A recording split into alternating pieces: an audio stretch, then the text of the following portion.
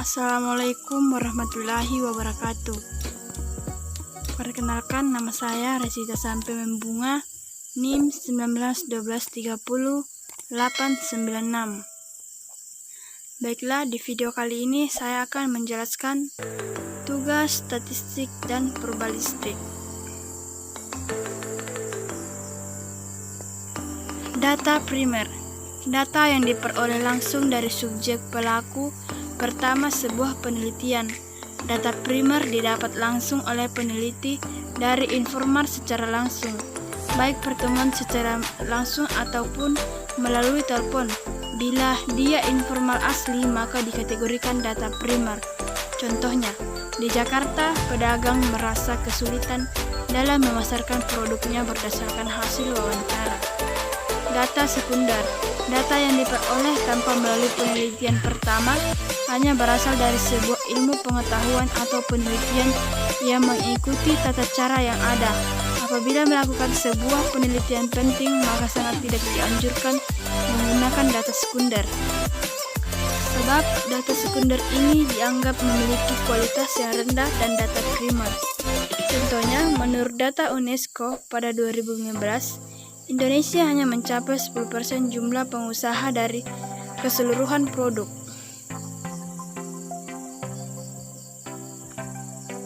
Statistika.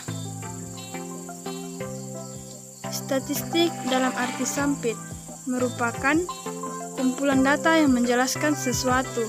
Statistik dalam arti luas merupakan metode dalam aturan-aturan untuk mengumpulkan, mengolah, menyajikan, dan menganalisis serta menginterpretasikan data yang pada akhirnya akan digunakan untuk mengambil sebuah keputusan.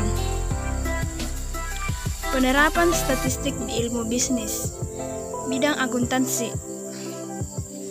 Perusahaan akuntan publik dalam rangka pengambilan sampel atau contoh akan menggunakan statistik di mana sampel tersebut harus memenuhi kaidah-kaidah tertentu ketika melakukan audit terhadap kilannya.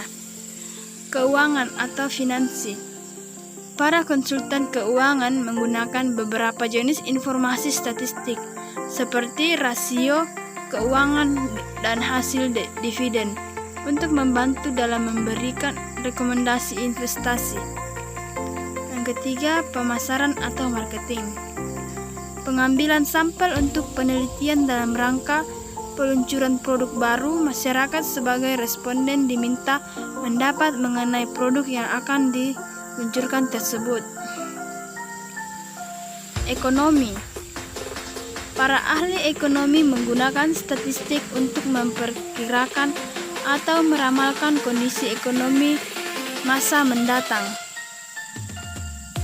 Bidang penelitian ekonomi dan bisnis digunakan sebagai alat pengolahan data dalam sebuah penelitian, terutama yang berkaitan dengan penelitian kuantitatif.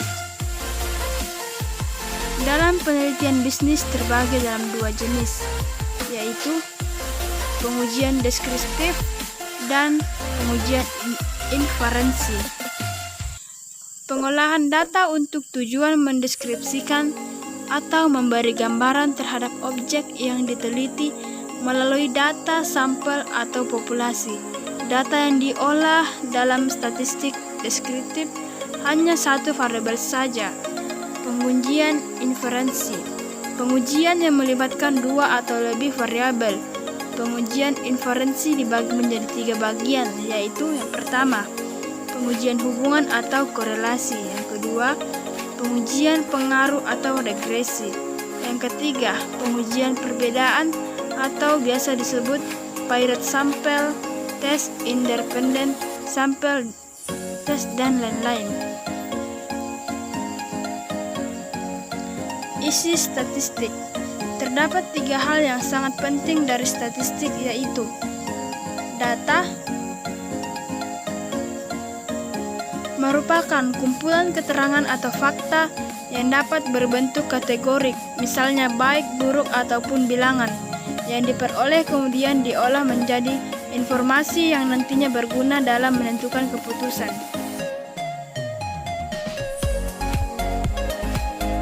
Kriteria keputusan. Setelah data diolah dengan statistika, kemudian akan menghasilkan berbagai kriteria keputusan.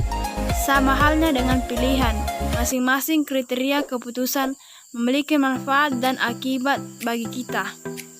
Keputusan.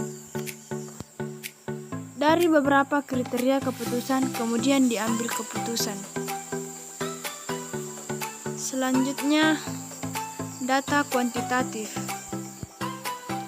Dapat disebut data hasil kategori pemberian kode untuk isi data yang berupa kata atau dapat didefinisikan sebagai data bukan angka tetapi diangkakan seperti jenis kelamin, status dan lain sebagainya. Data kualitatif mempunyai ciri tidak dapat dilakukan operasi matematika. Data kualitatif diambil dari penyebaran kuesioner pada responden sehingga dilakukan pengujian reliabilitas dan validitas. Data kuantitatif. Data berupa angka dalam arti sebenarnya. Jadi berbagai operasi matematika dapat dilakukan pada data kuantitatif. Data nominal. Data bertipe nominal adalah data yang paling rendah dalam level pengukuran data. Data dapat bentuk kategori tetapi tidak ada tingkatannya. Contoh jenis kelamin ada dua, yaitu wanita dan pria. Maka jika dikategorikan dalam bentuk angka, misal menjadi 1 untuk kode wanita dan 2 untuk kode pria. Data ordinal. Data ordinal disebut juga data kualitatif namun dengan level yang lebih tinggi daripada data nominal. Jika dalam data nominal semua data kategori dianggap setara, maka pada data ordinal ada tingkatannya. Misal setuju diberi kode 1, netral diberi kode 2, dan tidak setuju diberi kode 3. Data interval. Data interval menempati level pengukuran data yang lebih tinggi dari data ordinal, karena selain dapat bertingkat urutannya, juga urusan tersebut dapat dikuantitatifkan dalam data interval, tidak mengenai nilai nol yang absolut. Contoh IPK.